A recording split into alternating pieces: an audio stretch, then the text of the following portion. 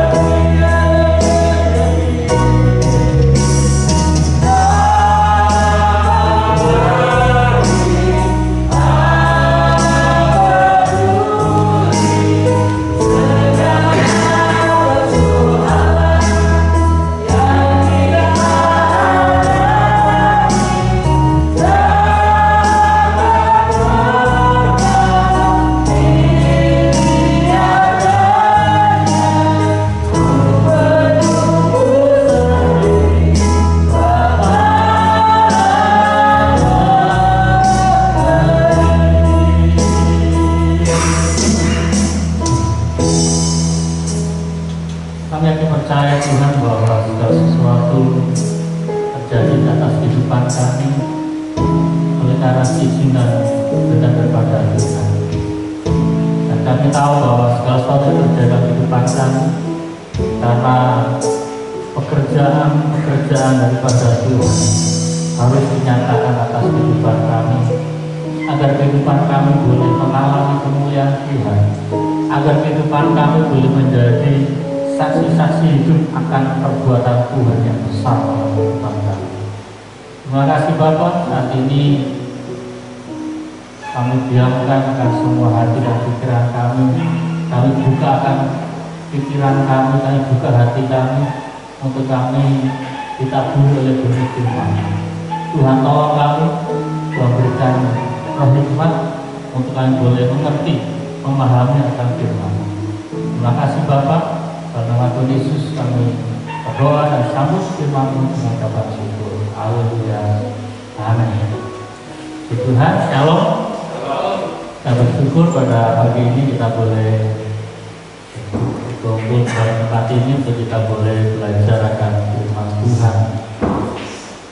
Firman Tuhan pada pagi ini saya beri judul menyatakan kemuliaan Tuhan, yang saya ambil dari kisah orang buta sejak lahir.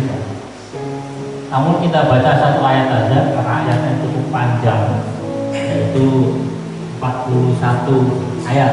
Nah, kalau kita baca semua 41 ayat sudah habis waktu kita. Kita baca satu ayat ini, Yohanes pasal 9 ayat yang ketiga. Kita baca 1, 2, 3. Jawab Yesus, bukan dia dan bukan juga orang tuanya, tetapi karena pekerjaan Allah harus dinyatakan di dalam dia. Amin. Saya baca sekali lagi untuk kita semua. Jawab Yesus, bukan dia dan bukan juga orang tuanya, tetapi karena pekerjaan Allah harus dinyatakan di dalam dia. Saya jemaat Tuhan, kisah ini memberikan sebuah pelajaran penting dalam kehidupan kita. Pada saat kita berbicara, apakah kita rindu menyatakan kemuliaan Tuhan? Saya yang percaya kita akan jawabnya, saya ingin menyatakan kemuliaan Tuhan. Dan pada saat kita ditanya, apakah saudara ingin menjadi sarana untuk kemuliaan Tuhan? Kita sedikit berpikir, ya saya mau berkata. Karena pada saat kita menjadi sarana untuk menjadi kemuliaan Tuhan, salah satunya mungkin kita mengalami situasi seperti ini.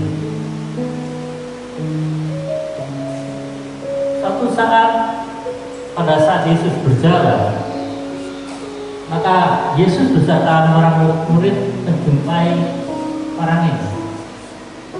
Nah, kita katakan dia buta sejak lahir.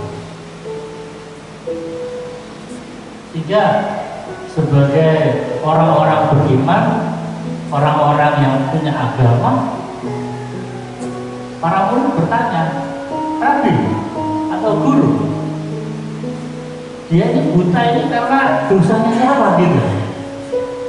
Apakah karena dosanya dia atau karena dosa orang tuanya?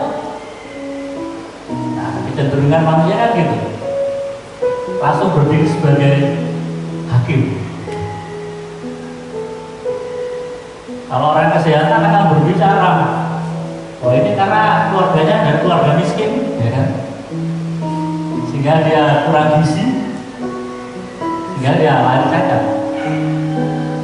Sangat terlalu mudah kehidupan saya dan saudara sebagai manusia untuk memberikan tuduhan pengakuan. Nah, dalam renungan kita ini berbicara tentang sesuatu peristiwa yang di luar kontrol daripada manusia. Hal yang sama juga terjadi pada hari ini. Bagaimana pandemi COVID-19? Ya. Di awal-awal sedang ramainya COVID-19, wah, ada kelompok-kelompok yang menyatakan, wah ini karena ajab, ya kan? Nah, pada saat seseorang sudah terkena positif, maka terjadi tuduhan-tuduhan, dihakimi. Bahkan ini bukan berita yang baru buat kita. Bahkan ada kelompok-kelompok orang yang menolak, ya kan? Orang-orang yang sudah terkonfirmasi positif, bahkan sudah jadi mayat pun ditolak. Ya. Ini bentuk penghakiman yang umum yang dialami semua manusia. Pertanyaannya, saya dan saudara sebagai orang-orang percaya, apakah kita masuk dalam kelompok yang mayoritas itu, yang sangat mudah memberikan penghakiman kepada seseorang, padahal semua yang terjadi di luar kontrol daripada manusia. Gak ada yang mengingini orang buta ini lahir, ya, orang ini lahir dalam keadaan buta. Dia tidak mengingini situasi seperti itu, apalagi orang tuanya. Dan hal yang sama juga terjadi hari-hari ini. Pandemi COVID-19 kita tidak mengingininya. Kalaupun sampai hari ini belum ditemukan apakah itu karena murni 100% karena alam, ya, atau karena dibuat oleh manusia, sampai hari ini kan masih tanda tanya besar. Nah, intinya adalah ini di luar kontrol manusia, baik keadaan orang buta ini maupun pandemi COVID-19.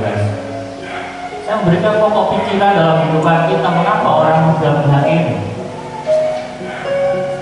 Pertama, dia menghakimi karena dia tidak tahu sebenarnya. Ketidaktahuannya, dia menghakimi karena dia sebenarnya nggak tahu. Tetapi dia memaksakan pendapatnya atau pikirannya yang tidak tahu itu.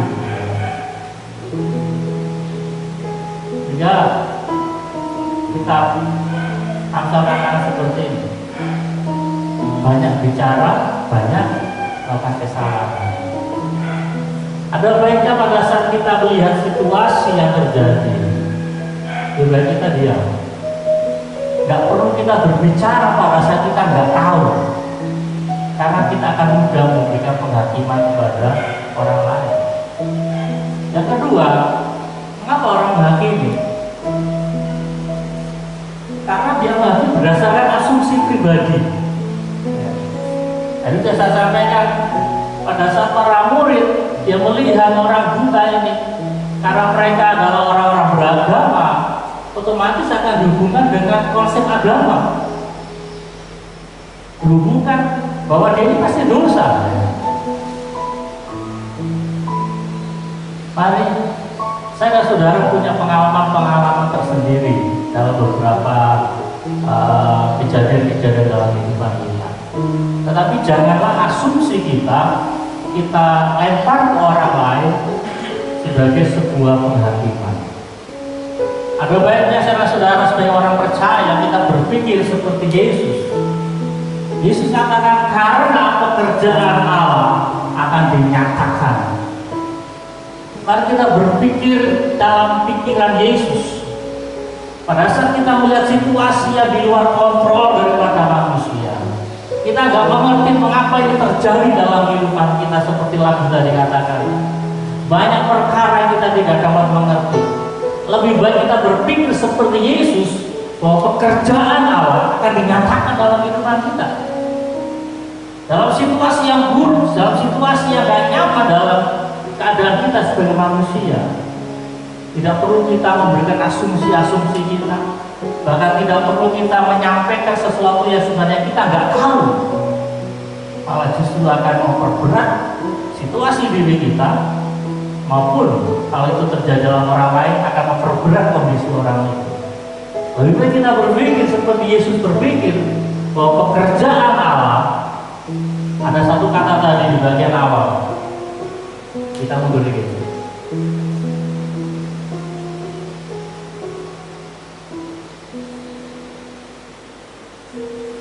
Dikatakan ada satu kata yang sangat suka, karena pekerjaan Allah harus. Amin. Hal ini memberikan kekuatan iman bagi saudara-saudara. Pada saat kita mengalami situasi yang di luar kontrol daripada kita, saya yakin percaya hari-hari ini orang-orang atau saudara kita yang terkonfirmasi positif, Mereka tidak menginginkan itu. Ya. Tidak perlu kita menghakimi mereka. Nah itu gara-gara nggak jalankan protokol kesehatan, gara-gara sembrono tuh. Ya. Tidak perlu kita memberikan penghakiman seperti itu. Tapi kita katakan bahwa pekerjaan Allah harus dinyatakan. Ini Yesus yang ngomong. Hal yang sama juga pada saat kita mengalami situasi yang luar kontrol di depan kita. Kita nggak mengerti mengapa terjadi. Lebih baik kita berpikir seperti Yesus bahwa pekerjaan Allah harus dinyatakan dalam kehidupan kita. Nah, pertanyaan kedua yang perlu kita belajar melalui peristiwa ini.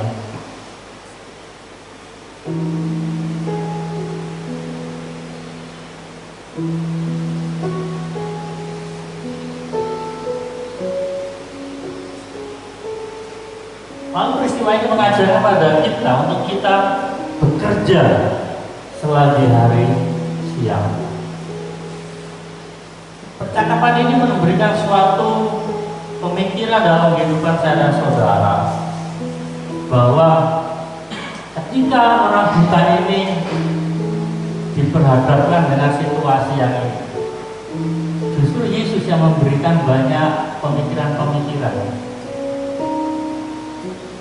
Pada saat orang buta ini masih dalam keadaan kebutaannya, dia tidak banyak bicara, bahkan dia tidak berbicara apa-apa.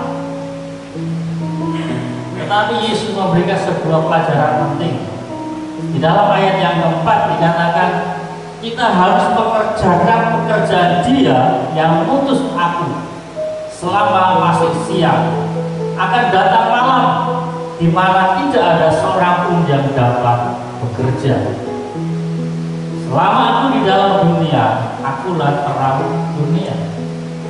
Saudara sekalian, peristiwa ini mengajarkan kepada kita bahwa pada saat kita mengalami situasi yang sulit, situasi yang di luar kontrol kita dari manusia, ini adalah sebuah kesempatan untuk kita mengalami sesuatu yang dahsyat bersama dengan Tuhan. Pada saat kita menghadapi situasi yang sulit, kita sudah berusaha ini dan itu, kita sudah pakai metode ini dan itu, tetapi semuanya loss, semuanya gagal. Itu tanda kita akan mengalami sesuatu yang dahsyat. Jangan kita menyerah, jangan kita malah menjauhkan diri dari Tuhan. Tetapi adalah masih kesempatan untuk kita bekerja karena hari ini masih sulit.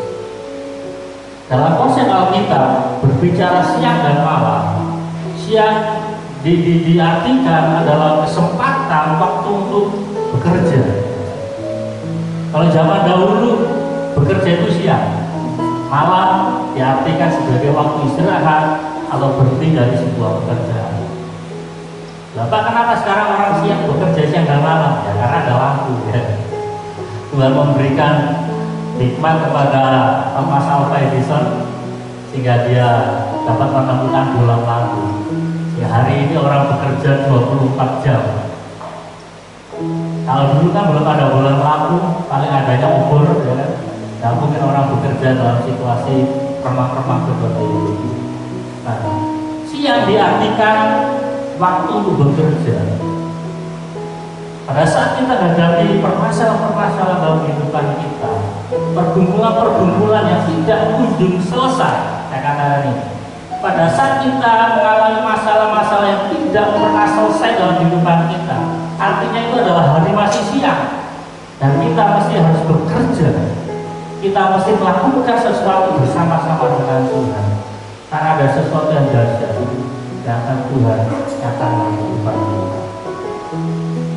Selanjutnya, pada saat kita bekerja bersama dengan Tuhan, kesempatan untuk kita fokus kepada Tuhan.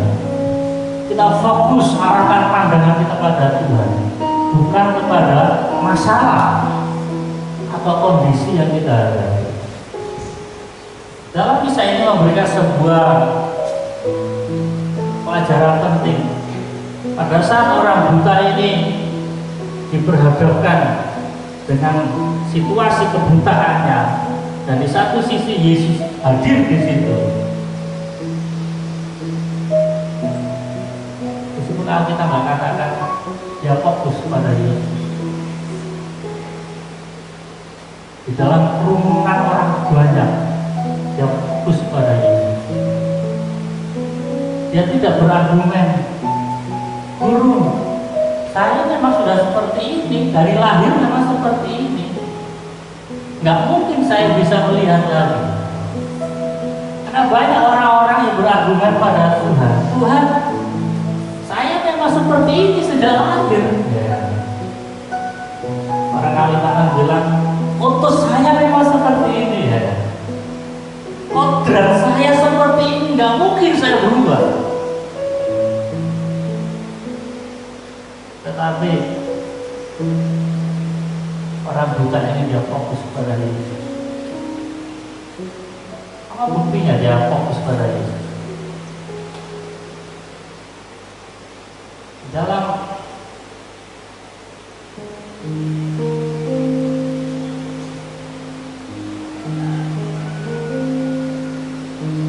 ayat yang ke-11 ini bukti bahwa orang buta ini fokus pada Yesus. Jawabnya ayat 11. Jawabnya ini jawab orang buta itu. Orang yang disebut Yesus itu mengadu tanah, mengoleskannya pada mataku dan berkata kepadamu, pergilah ke Siloam dan basuhlah diri. Saudara, saya sempat berpikir, pada saat Yesus mengadu tanah campur kuda, orang ini tidak melihat dulu. Dia masih buta, dia belum bisa melihat. Tetapi orang ini memberi sebuah kesaksian bahwa orang yang disebut Yesus itu mengadu tanah. Bagaimana dia tahu bahwa Yesus mengadu tanah? Dia nggak bisa melihat.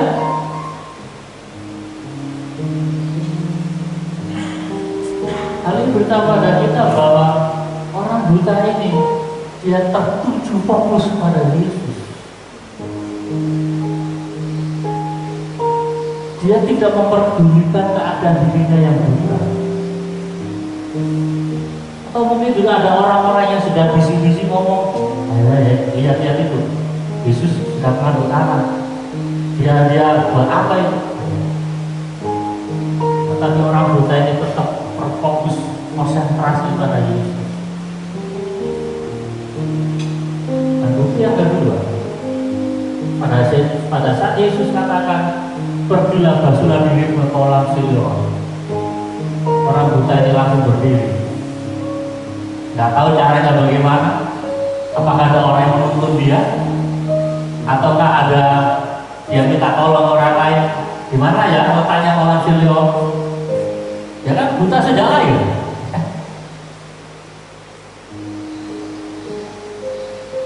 Tetapi ada sebuah saksian yang pernah saya lihat. Saya nggak tahu. Pada saat saya ke Malang, saya berjumpa dengan seorang kakek-kakek yang buta. Saya nggak tahu apakah orang kakek ini buta sejak lahir ataukah pertengahan usia. Kita tahu bicara malam, mata malam, kurang lebih dari seperti ini. Nggak ada yang rata. Nggak percaya atau enggak? Dia dari rumahnya menuju sungai untuk mandi, dia jalan sendiri. Dia mengandalkan satu tongkat. Dia jalan di pinggir jalan raya, tek, terus sebelah kanan ini aspal, sebelah sini rumput, sampai dia di sungai. Setiap hari dia lakukan. Saya memiliki imajinasi seperti itu tentang orang buta. Karena dia lahir sejak buta, dia buta sejak lahir, kan? Dia dari kecil dia sudah dilahirkan dalam keadaan kondisi buta. Dalam imajinasinya dia sudah bisa bayangkan, oh ini kolam Siloam sebelah sana, ya kan? Ini rumahku sebelah sana. Ya. Jadi kalau saya hari ini duduk menghadap jalan, ini kolam Siloam sebelah kiri atau sebelah kanan, dia sudah tahu. Beda kalau orang cacat sudah pertengahan usia, itu stresnya luar biasa. Seperti sudah usia 20 tahun, 30 tahun, kecelakaan, kemudian kakinya patah, wah itu stres, depresi banget. Tapi orang ini dia buta sejak lahir. Dia sudah terbiasa dalam kegelapan. Ini pada saat Yesus katakan, bangunlah, berdirilah, basuhlah badanmu di kolam Siloam. Jangan berdiri, diambil tempatnya. Kolam Siloam sudah ada. Dia fokus pada Yesus. Nah, tapi saudara sekalian, perkara yang ketiga, yang nggak kalah penting. Kita agak lama di sini.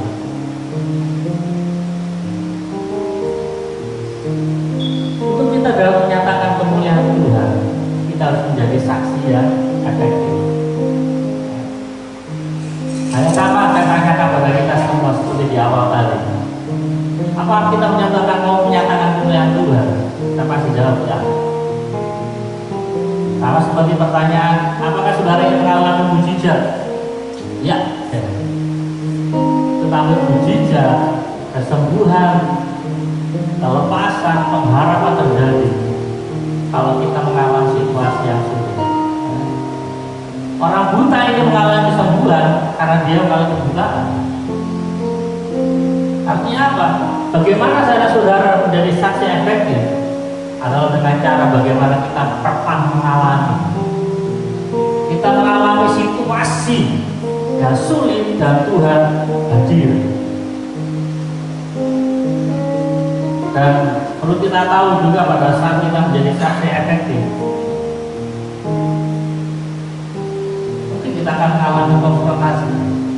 Kita akan mengalami perdebatan dengan orang-orang yang tanda tanya atau mungkin juga yang tidak setuju dengan konsep kita.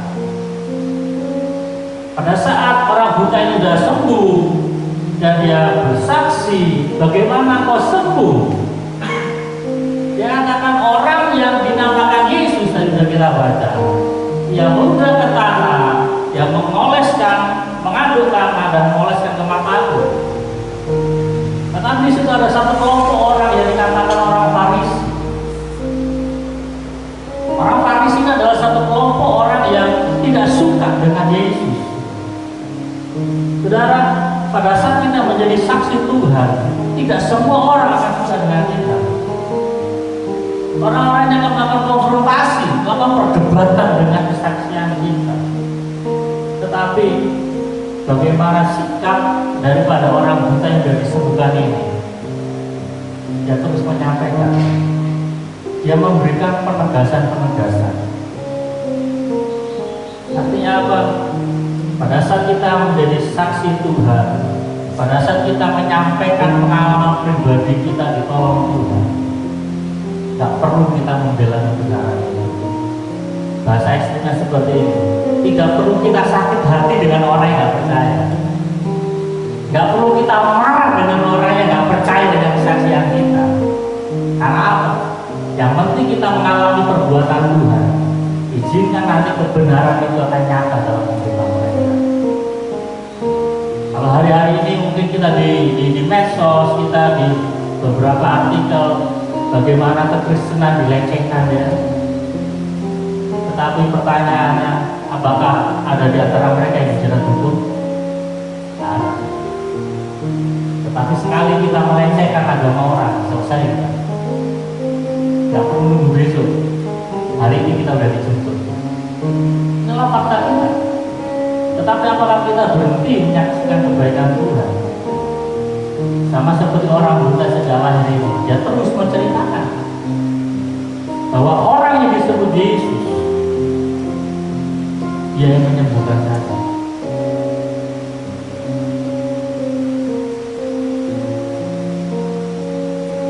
Ini nggak tahu.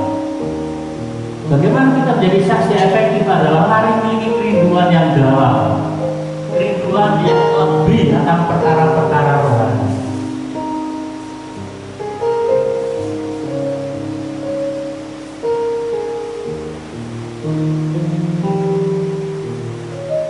Saya bacakan di dalam bulletin kita.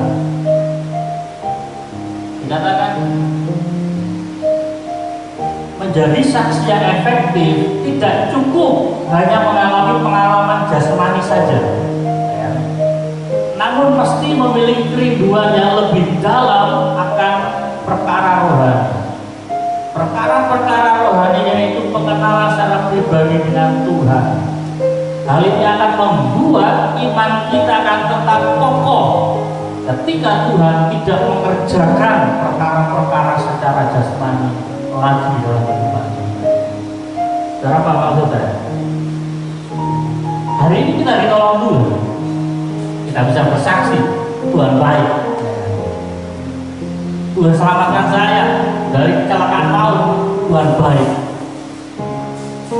Tapi bagaimana kalau suatu saat Tuhan tidak menolong kita? Maka kita berhenti bersaksi. Wah, Tuhan sudah berubah. Tuhan sudah tidak selamatkan saya lagi. Buktinya saya hari ini kecelakaan, kaki saya patah, harus diamputasi. Tuhan gak baik. Kalau kita tidak memiliki kerinduan yang lebih lagi akan perkara rohani, itu bisa terjadi.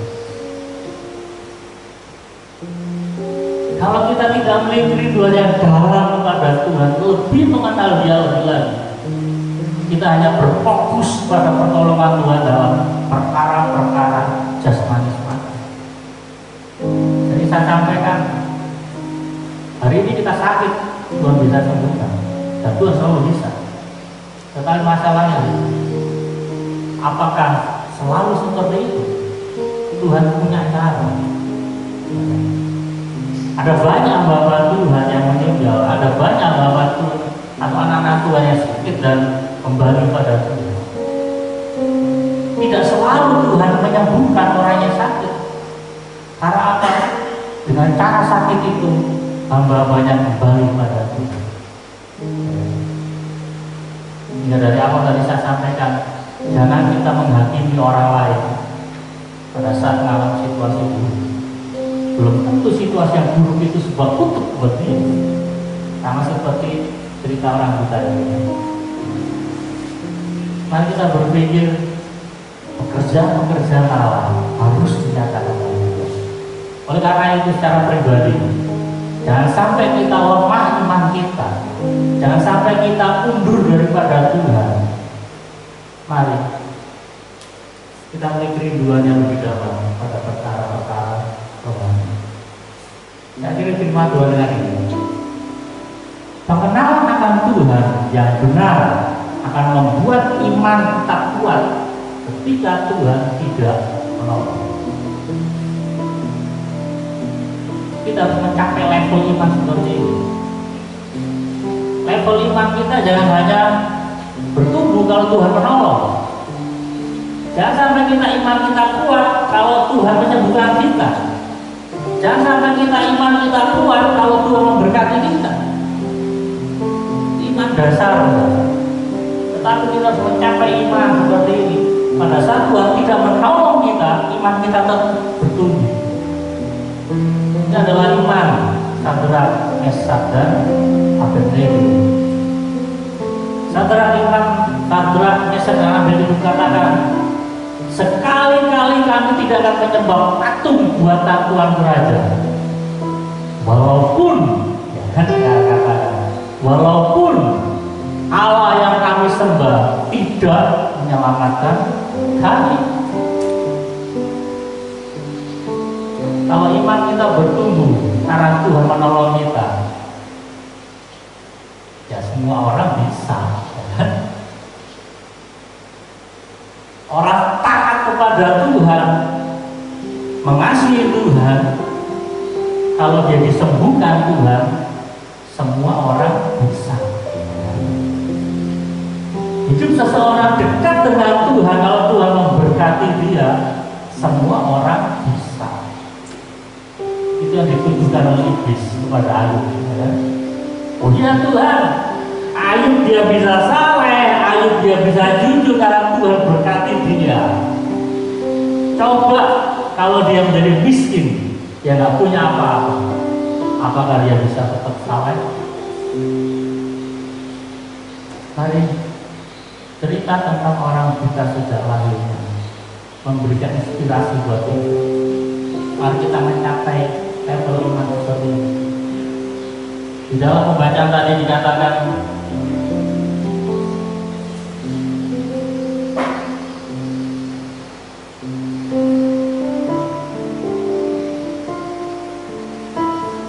ayat yang ke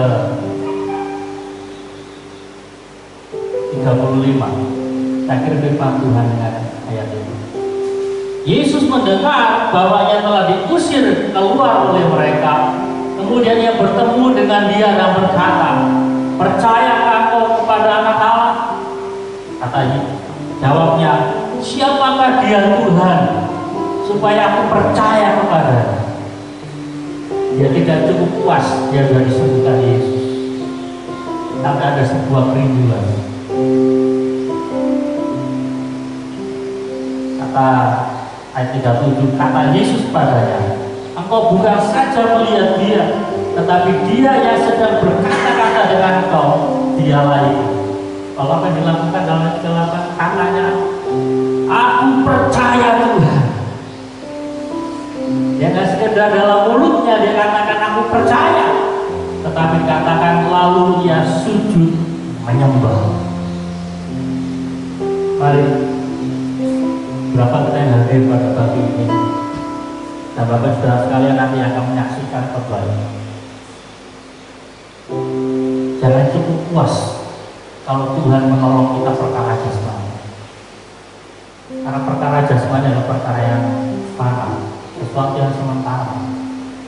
Mari kita perkuat iman kita, karena ada saatnya Tuhan hanya berdiam diri. Sama seperti yang Yesus katakan di kayu salib, "Eloi, Eloi, lama sabachthani." Bisa jadi kita akan mengalami situasi yang seperti Yesus. "Allahku, Allahku, mengapa engkau meninggalkan aku?" Pertanyaannya, kalau kita mengalami situasi seperti ayat itu, Tuhan berdiam diri, Tuhan tidak menolong kita, bagaimana dengan iman kita? Kalau Tuhan tidak kunjung datang menghampiri hidup kita, apakah iman kita tetap kokoh? Mari pertajam iman kita, miliki kerinduan yang dalam untuk kita bertumbuh di dalam kasih karunia Tuhan. Biarlah firman Tuhan pada pagi ini boleh memotivasi iman kita untuk kita bertumbuh dalam kasih Tuhan. Mari kita datang pada Tuhan. Mari kita bawa kehidupan kita pada Tuhan. Saya nggak tahu pergumulan permasalahan kita hari-hari ini, tetapi mari kita percaya pada Tuhan. Dan mari kita perkatakan seperti yang Yesus katakan. Karena pekerjaan Allah harus dinyatakan di dalam hidupku, sehingga aku mengalami perkataan seperti itu. Jangan kecewa, jangan marah pada situasi yang ada, jangan menyalahkan situasi, jangan menyalahkan orang lain. Tetapi mari kita imani bahwa pekerjaan Allah harus dinyatakan di dalam hidup.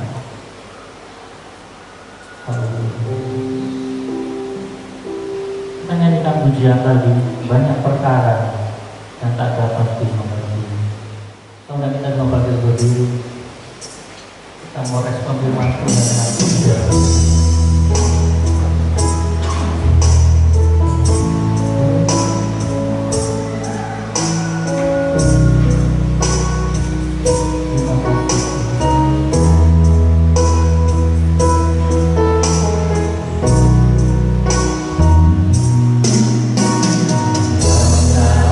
Berharap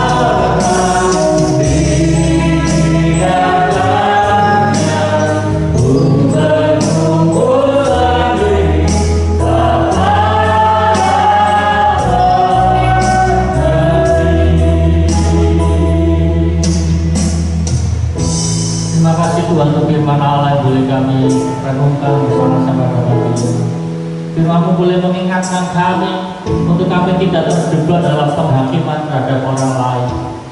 Biarlah kami berpikir seperti Yesus.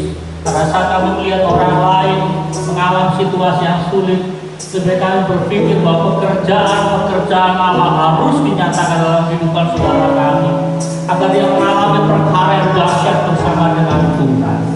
Dan Tuhan tolong kami untuk kami tetap bekerja, untuk kami tidak pernah menyerah atas setiap situasi-situasi yang sedang kami hadapi.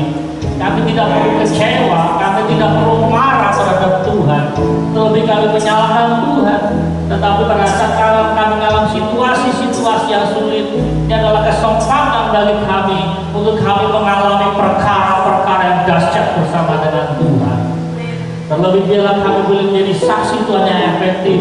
Terlebih kami boleh mengalami pengenalan pribadi lebih dalam dengan Tuhan, agar iman kami, pengharapan kami di dalam Tuhan tidak didasarkan kepada perkara-perkara jasmani semata, tetapi iman kami didasarkan terhadap pengenalan pada Tuhan yang benar.